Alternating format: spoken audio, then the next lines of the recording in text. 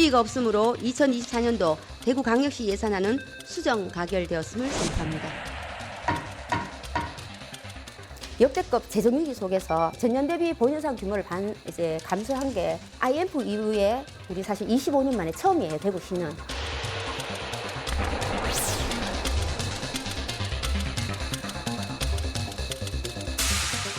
예산 삭감 다 되고 월급은 동결이고 근데 물가는 계속 올라가고 일자리하고 콘텐츠의 부족이라고 생각하네요. 저는 대구에 계속 살고 싶죠. 근데 어쩔 수 없이 좀 떠나게 되는 게 아닐까 싶습니다.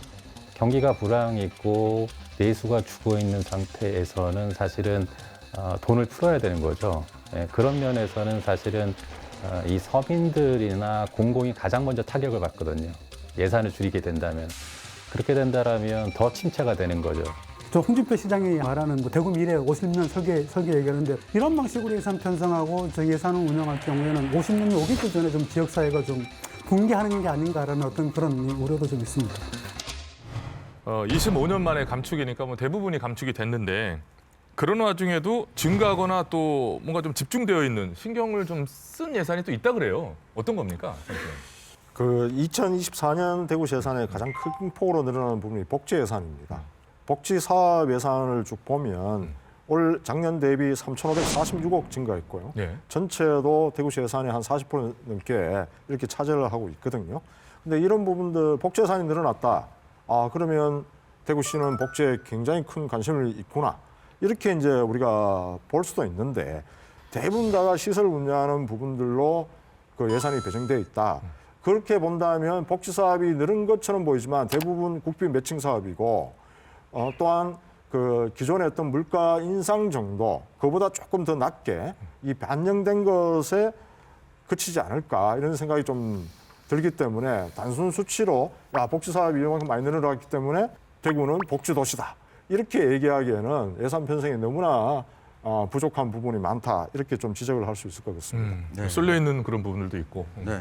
그렇지만 긍정적인 부분도 있었습니다. 그럼요. 네. 있죠, 그럼. 그러니까 사라질 뻔했지만 네. 좀 부활한 예산이 있는데요. 지난해에는 단 한 푼도 편성되지 않아서 우리 빅벙커에서 다뤘던 이 작은 도서관 활성화 지원 사업 예산. 저 얘기했죠. 예. 네, 이게 2억 2천만 원 예산이 올해는 전액 다시 부활해서 반영이 됐습니다. 뭐 MBC 뭐 이렇습니다만 그래도 저희 방송을 보고 살리신 건 아닐까요? 아니 적은 예산은 그때 삭감해서 좀 당황스러웠거든요. 근데 요번에 하여튼 살렸다니까 되게 다행인데요. 이 작은 도서관 사업은 문화이자 복지 예산이거든요. 그래서 당연히 살리는 게 맞고 우리 주민들의 수요와 만족도가 상당히 큰 예산입니다. 그래서 그렇죠. 이렇게 직접적으로 주민들에게 그 수혜가 되는 예산들은 좀 이렇게 좀 살릴 필요가 있는 거죠. 잘한 일 같아요. 예. 굉장히 효과가 있구나라고 했을 때 방향을 다시 재전환할 수 있는 이런 유연성 또한 매우 중요한 부분이기 때문에 이런 부분들 저희가 자꾸 또 짚어드리고 되게 좋은 것 같다고 얘기를 해야 네, 또 맞습니다. 앞으로도 이런 것들이 늘어나지 않을까. 그리고 또 이제 넘어가 보면요. 대구시가 어떤 자평하면서 얘기를 꺼내면서 이렇게 딱 이렇게 내세운 것 중 하나가 대구시가 처음으로 국비 예산 8조 원 시대를 열었다라고 했거든요. 어떤 의미를 가지고 있나요? 이렇게 보도자료가 났나요? 제목이? 네. 8조 원 시대를 열었다. 네. 이렇게 보도자료 헤드라인이. 지금 지자체마다 그런 식으로 다 홍보를 하는 것 같은데요. 이 8조를 면밀히 보면요. 이 보통교부세 아까 복지 예산 들어갔잖아요. 이거는 모든 지자체, 대부분의 지자체에 다 지원되거든요. 이거를 막 국비 확보했다라고 말하는 거는 좀 정확한 표현은 아닌 것 같아요. 우리만인 것처럼 하는 것은 아니다. 네, 그냥 숫자만 그냥 우리 그 시민들한테 8조다 그러면 엄청나 보이잖아요. 뭔가 한 건 했다. 근데 그거는 지금 서울특별시를 제외한 모든 광역시가 다 교부단체입니다. 그래서 이 정도는 다 또 확보를 하고 그러면 나머지 지금 4조를 확보했다고 하는데 이 4조는요 거의 매칭 사업입니다. 그래서 국비를 확보했다고 해서 그냥 오롯이 100% 국비가 아니에요. 제가 볼 때는 철도 뭐 이런 도로 관련돼서는 국비가 많이 올 텐데 국가 사업하고 연결되니까. 근데 뭐 웹툰 센터 조성 뭐 이런 그런 사업들은 다 12 매칭 사업이에요. 그래서 오롯이 또 대구시 자체 부담이 갑니다. 그래서 이런 사업들을 하기 위해서 다른 이제 복지 사업들, 문화 사업들이 많이 삭감이 된 거죠. 그래서 이런 보조금 사업도 되게 신중하게 이제는 무조건 받을 게 아니라. 네, 검토를 해야 되는 측면이 있기 때문에 이거를 8조를 막 부풀려 갖고 막 이렇게 그 확보했다고 하는 거는 그렇게 적당해 보이지는 않네요. 대구가 국비 8조 원 시대 열었다고 했지만 경북도는 11조 5,016억 역대 최대 확보했다. 이렇게 표현을 했어요. 마치 대구만 엄청 늘어난 것처럼 이렇게 포장하는 거는 문제가 있다고 보여지고요. 그래서 이 4조 그 751억 국가 투자 사업이 대구시 금고로 다 들어오는 건 아니거든요. 일부는 대구시 금고로 들어오지만 중앙정부의 그 산하 공공기관, 뭐 대학 이런 곳에 바로 중앙정부가 내리꼽는 예산도 여기에 다 포함되어 있기 때문에 마치 대구시의 모든 금고에 이런 어떤 국비가 8조가 들어오는 걸로 우리가 착각을 일으킬 수가 있거든요. 만약에 들어온다면 오늘 우리가 예산 그 주제가 대구시 예산 10조 5천억쯤 되지 않습니까? 거기에 8조면 거기 국비가 한 7, 80%좀 된다는 얘기밖에 안 되거든요. 그러니까요. 이런 부분으로 네. 좀 착각을 일으킬 수 있는 좀 문제가 있는 이런 표현이라고 좀 보여지고요. 그러니까 이거 한 가지만 저희가 덧붙이면 네. 제가 한 3, 4년 전에 이 분야에 대해서 세부적으로 취재를 한 적이 있었는데 이 지방자치단체마다 보도자료 작성할 때 국비의 규모를 정하는 기준이 다 다릅니다. 자기 유리한 대로. 그러니까 앞서 이야기하셨던 뭐 기초노령연금이나 이런 것들은 사실상 국가가 지방정부에 위임하는 사무입니다.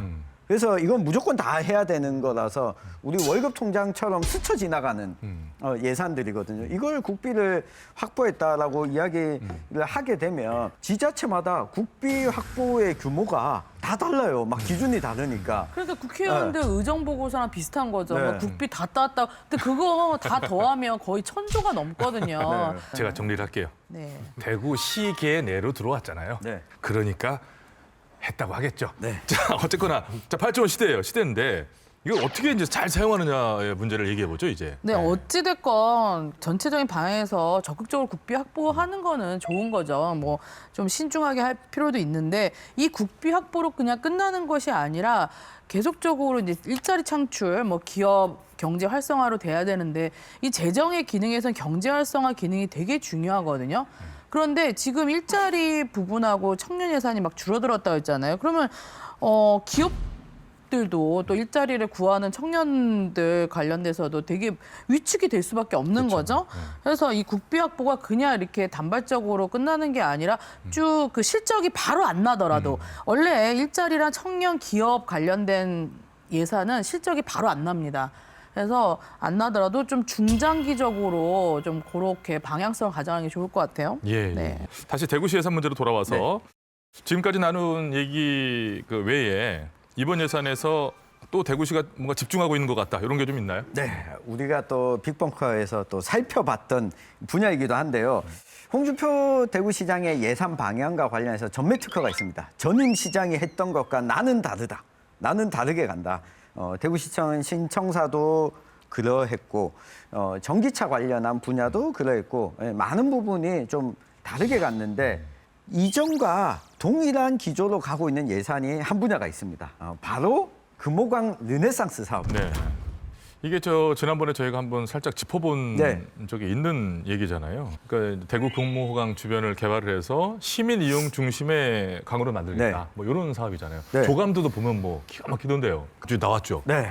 저희 조감도 예. 지난번에는 환경적인 측면에서 이 예산이 이런 사업이 과연 적절한가 이 부분 좀 살펴봤었는데 대구시가 이 국비와 시비 포함해서 약 5,400억 원을 이 투입해서 이 금호강 주변의 물놀이장, 파크 골프장, 뭐 캠핑장 등을 조성하고 이 주변에 수상과 이 레저 단지를 만들어서 365일 축제가 벌어지는 곳으로 만들겠다라고 하는 게 홍 시장의 목표인데 이 사업 목표는 권영진 전 대구시장 때도 동일하게 있었습니다. 그러니까 강 주변을 대거 개발해서 이 관광과 시민들의 여가 생활을 할 수 있는 공간으로 만들겠다라고 하는 기조를 강하게 올 예산에서도 의지를 드러내고 있습니다. 네. 근데 이게 사실 그 요즘 세상이라는 표현이 어떨지 모르겠지만 이런 것들이 지금 조감도 나오고 있지만 야 괜찮을 것 같은데 라고 해서 그 방향을 전적으로 이렇게 그죠? 밀고 갈 수는 없는 고려할 것이 굉장히 많아진 세상이잖아요. 그렇죠. 네. 국시비 5,400억 원은 제법 큰 규모입니다. 이 SOC 개발 사업들은 들어오면 대구시 지도가 한 50년이 바뀌는 거예요. 그래서 신중하게 되게 해야 되는데 신중하다는 건 뭐냐면 이 지역과 우리 주민들에게 어떤 영향이 끼치고 기대효과는 무엇이고 또 개발로 인해서 잃는 것은 무엇인지 제대로 따져봐야 되고 더 중요한 거는 주민들의 적극적인 의견 수렴을 해야 돼요. 이런 SOC SOC 사업들 같은 경우에는. 왜냐하면 주민들하고 삶과 또 미래에 다 그렇죠. 직결되는 사업들이잖아요. 그렇죠. 네. 계셔보세요. 다 진짜 굉장히 좋아집니다. 완성되고 나면 깜짝 놀라실 거예요. 이런 정서들이 좀 있는데 요즘 세상은 좀 그렇지는 않습니다. 의견들이 적극 반영이 돼야 되고 또 느리더라도 그죠? 많은 요소들을 고려해서 진행이 돼야 될 그런 사업이기 때문에 뭐 티가 팍팍 나게 뭐 합시다 와 하고 갈 수 있는 좀 그런 것은 아니어 보이거든요. 자, 그렇다면 대구시가 이렇게 야심차게 준비하고 있는 금호강 르네상스 사업은 어떤 기대 효과와 또 어떤 우려가 있는지 빅범퍼가 짚어봤습니다.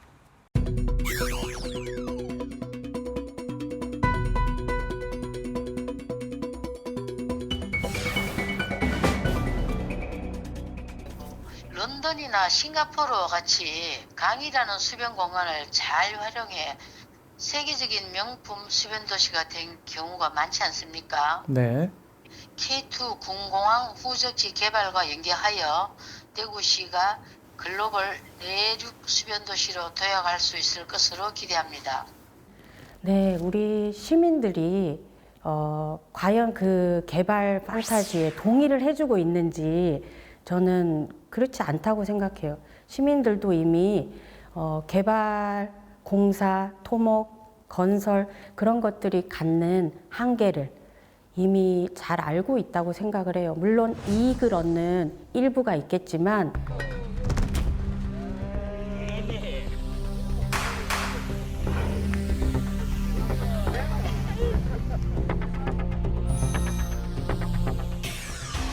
우리가 농사 지는데 뭐 위에 드로즈를 뭐 하니까. 특히 저 들어오는 사람들이 뭐 뛸 때 입구 도로부터 해가 다시 하나 아프니까.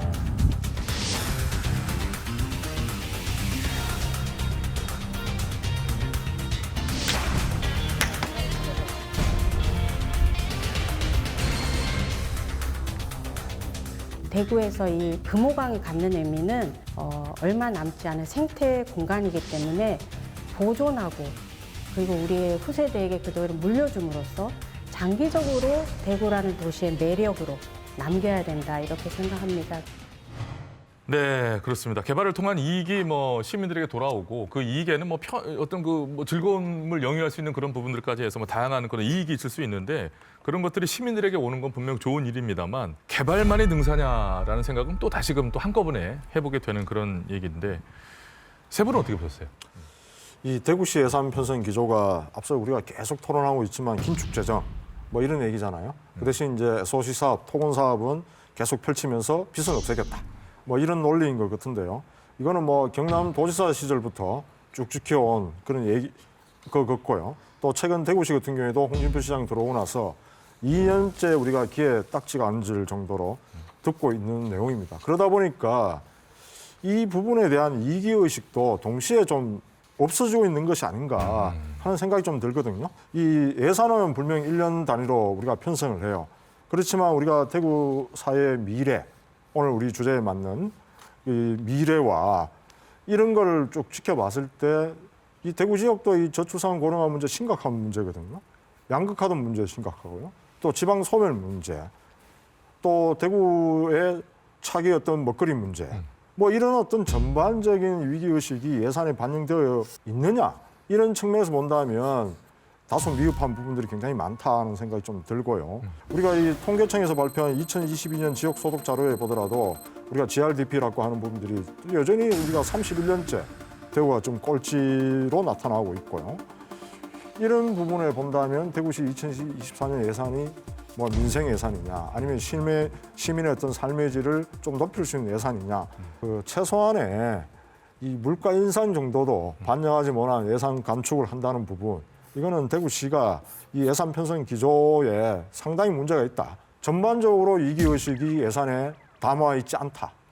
오로지 부채를 청산하고 뭐 이런 고민들만 예산 편성에 밑에 깔려있는 기조가 아닌가. 이게 되게 우려스러운 부분이 많습니다. 어찌 보면 우 박사님, 그러니까 빚을 안 지고 가는 것이 굉장히 그 미래를 보고 있고 지향하는 것처럼 보이지만 어찌 보면 한편에서는 쭉 얘기를 듣다 보면 매우 근시안적일 수도 있다라는 생각이 또 들거든요. 능사는 아닌 것이라 그러잖아요. 지방채 발행을 줄인다는 게 능사가 아니에요. 재정의 기능에서는. 대구시에 뭐 한 가지만 좀 지적하고 싶은데 이 보통교부세 되게 중요하잖아. 아까도 보통교부세 뭐 1조 3천억 원 확보했다고 말씀을 주셨는데 작년도 이제 보통교부세 그 대구시 산정 내역을 제가 봤어요. 근데 보통교부세를 그 중앙정부에서 교부할 때 뭐 어떤 장치가 있습니다. 그래서 세출 효율화와 세입 확충을 못하면 페널티와 인센티브 제도가 있어요. 그런데 대구시는 다른 시도와 다르게 세출 효율화에서도 페널티를 받고 그리고 세입 확충에서도 페널티를 받았습니다. 그러면 세출 효율화에서는 제 기억은 90억, 그다음에 세입 확충에서는 무려 392억이나 페널티를 받았어요. 합계 482억 정도 페널티 받았거든요. 그러니까 세출 효율화 항목 중에는 뭐 지방보조금 절감, 그다음에 특히 우리 대구시 잉여금 많잖아요. 잉여금 절감, 인건비 절감, 행사축제성 경비 이런 예산들을 잘 관리를 하면 인센티브를 주고 못하면 페널티를 가하는 거거든요. 거기서 대구시는 90억. 세입확충 항목은 뭐 경상도 세액 수익, 그다음에 지방세 징수율, 체납액, 특히 체납액 부분에서 관리를 못하면 엄청난 페널티를 받습니다. 그래서 392억 원이나 페널티를 받았어요. 이런 어떤 세출 효율화, 세입확충 부분을 더 노력을 하는 게 되게 중요하잖아요. 그런데 보통교부세를 더 많이 받기 위해서 어떤 노력도는 되게 낮은 반면에 이렇게 지방채만 발행을 안 하겠다. 이런 것들은 저는 좀 약간은 좀 모순이라고 좀 보거든요. 그래서 대구시가 어떤 보통교부세 어떤 관리 부분도 좀 잘하고 그리고 자체 수입을 징수하는 데에서도 좀 철두철미하게 하고 세출 예산에서 지출 구조조정, 과거 예산을 드러내고 미래 예산이 청년 일자리 예산, 복지 예산들을 충당하고 이런 어떤 내부적으로 지출 구조 조정을 하는 게 전 중요하다고 생각을 하거든요. 옛날 예산이 되게 많아요, 지금. 그래서 그런 게 먼저다. 지금 지방채를 무조건 그 줄이겠다 이런 게 먼저가 아니다. 이 재정 건전화의 순서에서 그런 걸 좀 강조하고 싶네요. 그것도 중요한 얘기 해주신 것 같아요. 말씀하신 대구시의 보통교부세 관리 이게 좀 엉망이다. 이런 부분들은 이 보도 자료에 제가 보기가 좀 쉽지 않은 그런 내용인 것 같아요. 작년 9월에 대구 역대에 아주 긴박한 재정 어떤 감축으로 인한 어떤 위기 관리를 해야 된다. 뭐 이런 얘기를 하면서 교부세 줄었던 얘기는 계속 얘기하고 있거든요. 근데 교부세 관리는 엉망이다. 그런 얘기는 대구시가 안 하고 교부세가 줄었다. 뭐 이런 얘기만 하니까 마치 그 대구시는 이 재정 관리를 효율적으로 하고 있는 것처럼 이렇게 보이는 것 같아가지고 다시 한번 이런 부분들은 우리가 한번 따져봐야 될 부분이 아닌가 하는 생각이 좀 들고요. 제가 좀 확인해 보니까 대구시가 기존에 가지고 있던 이 지방채, 이 채무 가운데 우리가 대출을 했으면 가계의 경우에도 내가 먼저 갚아야 될 돈, 내가 천천히 갚아도 될 돈이 있지 않습니까? 특히 주택담보대출의 경우에 뭐 저 같은 경우에도 30년 만기 연이율 1.7%의 이 대출은 매년 꼬박꼬박 그 내는 만큼만 갖고 있습니다.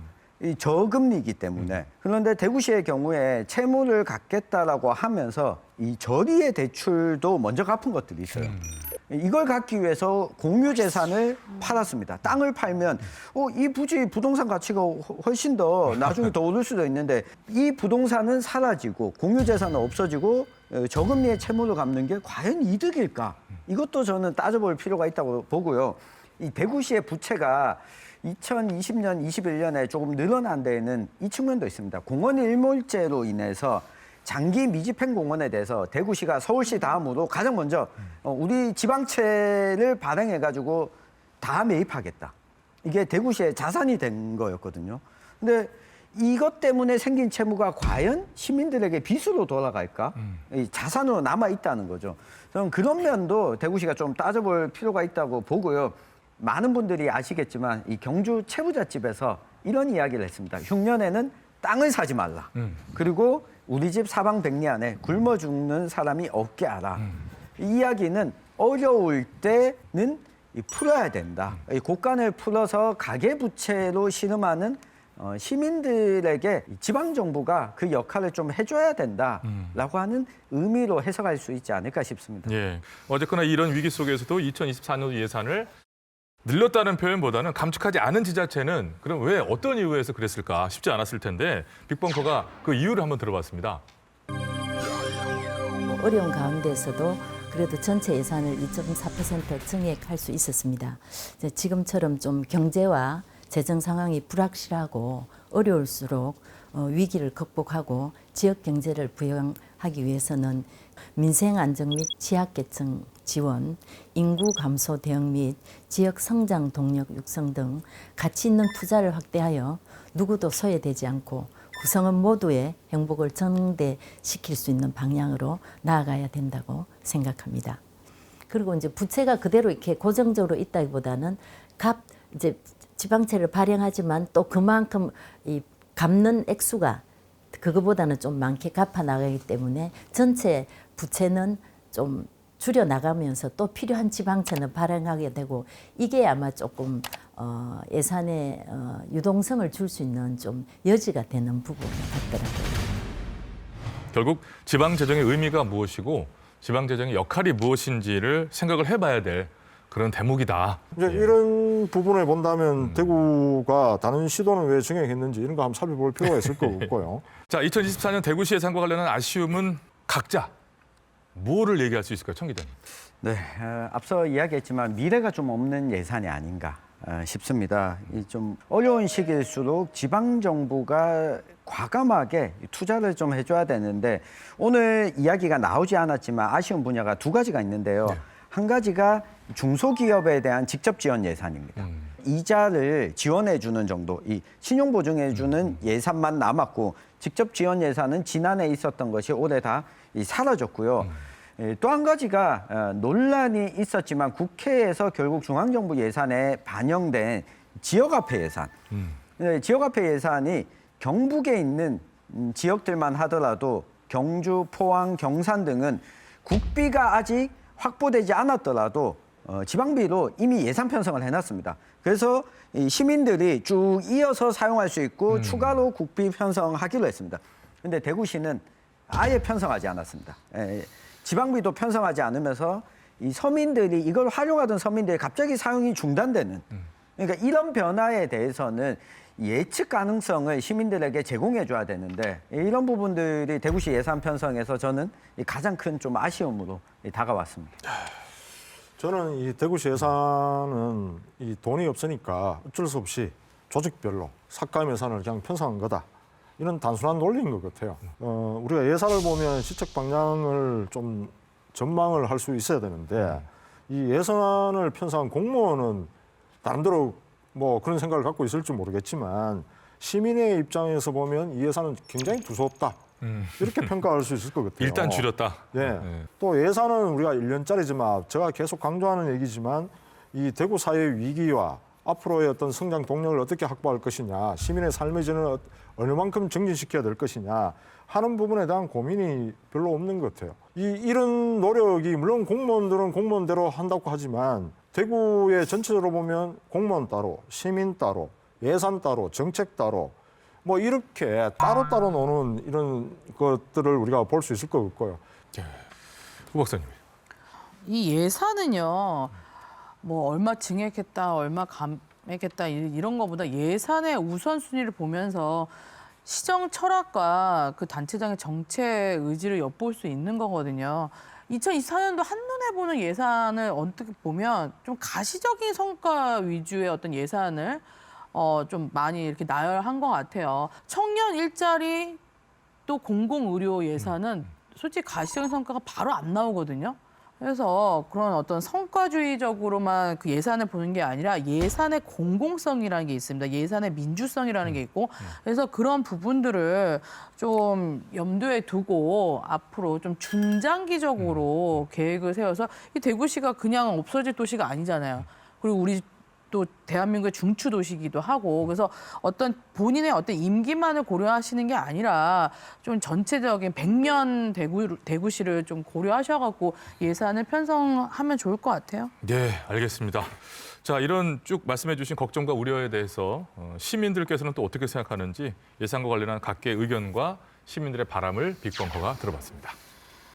현재 대구가 지금 제가 볼 때는 상당히 어려운 경제 상황인데 여기서는 좀 그 한도 내에서 돈을 풀어야 된다라고 생각을 합니다. 물론 무작정 뭐 지방채를 발행하자라는 게 아니라 행안부가 데드라인으로 정한 그 10% 경기 침체로 인한 어떤 세수 부족이라든가 이런 상황, 지방 재정의 위기 상황 이런 것들을 대비해서 지금까지 재정 안정화 기금을 적립해 왔고 그렇다라고 얘기하면 현재 시점이 사용해야 되는 어떤 그런 시기인데 통합재정화 안정기금은 사용하지 않고 단순히 세수 많은 이유로 이런 방식의 어떤 그런 예산 편성하는 건 문제라고 생각을 하고요. 사실 지역 소멸이라는 것이 사회적 문제로 대두가 되고 있고 대구시도 사실 자유롭지 않은 상황에서 좋은 일자리 대책이라는 것이 좀 중요한 과제이지 않나 싶습니다.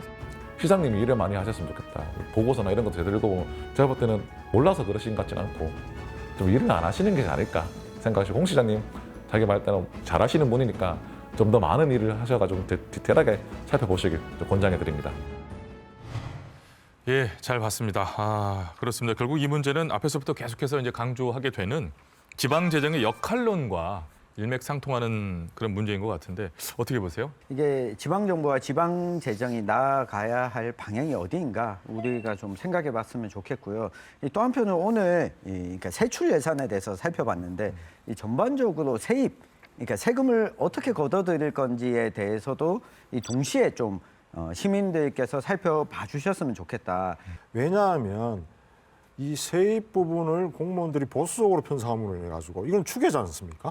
해서 지출에 굉장히 큰 압박을 줄 수가 있는 요인들이 발생하기 때문에 반드시 세입 예산 우리가 이만큼 달성됐는지 내년도 우리가 내년 5월이나 6월쯤 결산하지 않습니까? 작년 예산 꼼꼼하게 우리가 살펴볼 필요가 있겠다는 생각이 좀 들고요.